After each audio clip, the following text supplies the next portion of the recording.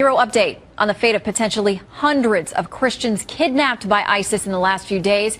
New questions are being asked about our approach to this fight. Rick Santorum is a former presidential candidate and Pennsylvania senator, and he has been talking about this for a long time in one form or another. Great to have you with us tonight. What's your take on what the world should be doing, what we should be doing as we see Christians, it appears, being systematically rounded up and now subject to some type of genocide in that region?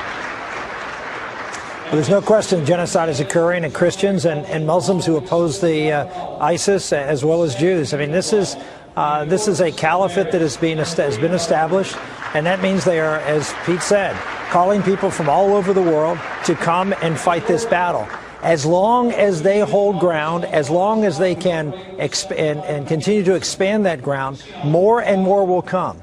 The fact that we are delaying means that the caliphate continues to exist. They're not losing ground. They're not being discredited in the eyes of the Muslim world. They will get stronger.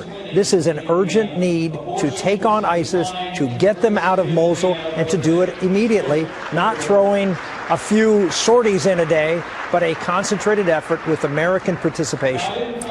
They have a theology, these most hardened radical butchers, as we've seen them demonstrate themselves, that is sort of tempting Armageddon. I mean, they want to bring about destruction on a level that we've never seen before. They think it's necessary for fulfilling their takeover and sort of the way they view the quote-unquote end times.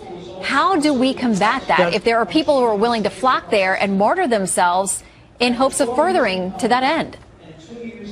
Well, the first thing we have to do is we have to start taking back ground.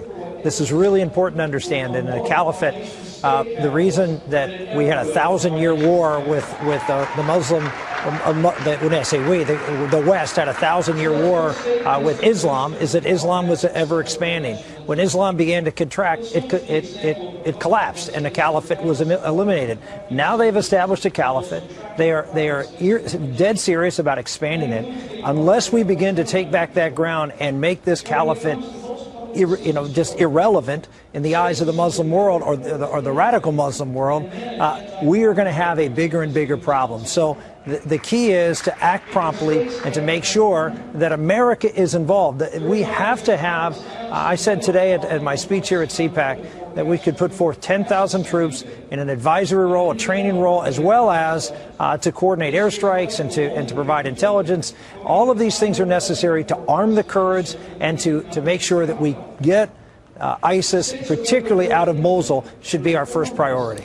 You are specifically using a word that if you used a couple years ago, people literally would call you, quote, Looney Tunes. I think those are the exact words. Yeah, I used it 10 years ago. You've been using the word caliphate. Why do you think that is important versus what a lot of other people are saying, Islamic State, or another version of what we think they're trying to accomplish? Why is that word so important to you specifically?